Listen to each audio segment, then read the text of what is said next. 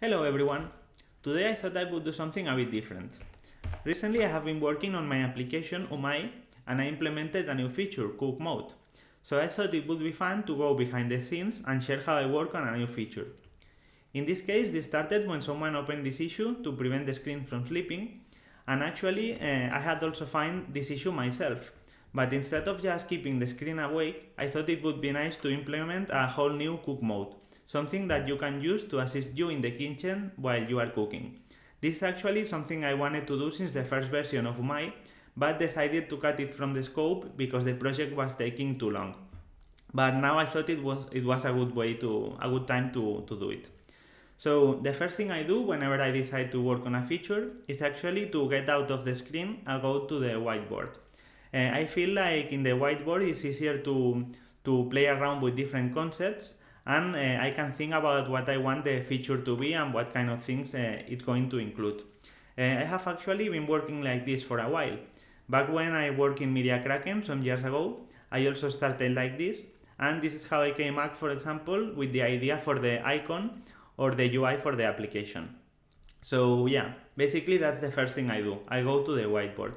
And once I have a basic idea of what I want to do with the new feature, I go back to the computer and I start prototyping some actual UI. Nowadays I am using this application called Penpot, which is an open source design tool. And what I will do, I will put the pictures of the whiteboard in the application, and I will start working on the UI of the app, looking at the ideas that I had. Usually, I don't recreate the whole UI of the application. These are just screenshots of how the application was working before, and I will add on top some of the modifications that are necessary.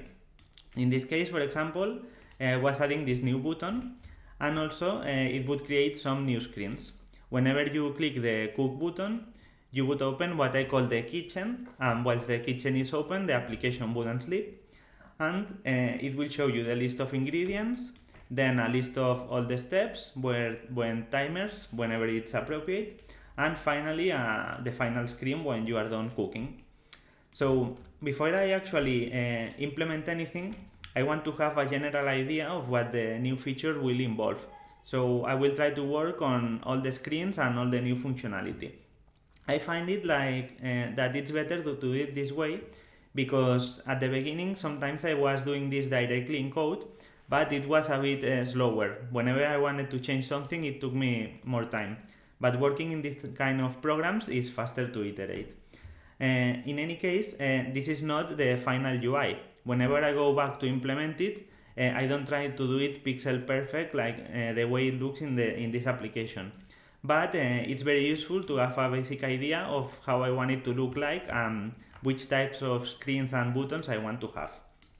And once I am happy with the general direction that the feature is taking, and most of the issues have been thought of, at least all the UI issues, then I would finally go back to the code and start implementing. But I don't implement everything in one go. Actually, this is something I've been doing for a while, but some years ago it was formalized in a book called Shape Up by the guys from Basecamp. They also did something similar to what I do, which is basically instead of working on many things and until you have everything together nothing works, you start working on one simple feature, and that feature by itself should be useful, and once you have it done, then you start adding more things. For example, in this case, the first thing I did was to add this button, and when you use it, it would open the ingredients list without checkboxes or anything, and you could use the navigation to go through all the steps and then see the final screen. So this first version didn't have any of the checkboxes, it didn't have timers, it didn't even have persistence. Whenever you reloaded the application, everything started from scratch. So this is the first thing I did, and then I started adding new features on top of it. I added persistence, then in another commit I added the checkboxes, then I added the timers, etc. But I find this iterative way of working to be better, because if something is taking more time than you expected, you can stop early, but you at least have something useful, rather than having wasted many hours without having anything to show for it. And yeah, So I implemented most of this in an iterative way, and once I am done with most of the features or everything I wanted to add, the next step is actually to implement Cypress tests. Sometimes I will also implement these tests while I'm developing, because sometimes it's helpful to debug something as well. But usually I make them at the end.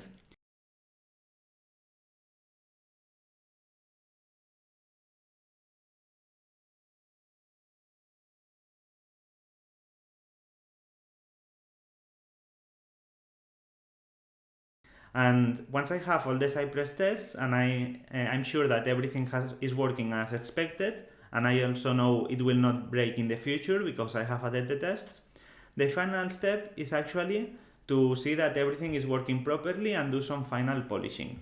And here you can see how the application looked in the end. So basically you can start the cook mode and it will show you the list of ingredients that you can make sure that you have before you actually start cooking. Once you have everything prepared, then you can go through all the steps, and in the ones that have some timer, you can start playing the timer, and then it will let you know when it's finished, even if you are in a different screen or whatever. And you can also create new timers, etc. So yeah, and this is basically what I was working on, and I'm quite happy with the final result. Once the feature is done and I consider everything finished, then I will deploy it to production and I will let people know. So for example, I wanted to do this video for a while, but it has taken me more time than I wanted. And also I usually talk about it in my Now page. So if you want to keep up to date with what I'm working on and which new things I am implementing, this is the best place to visit, because you will get more news from me more often.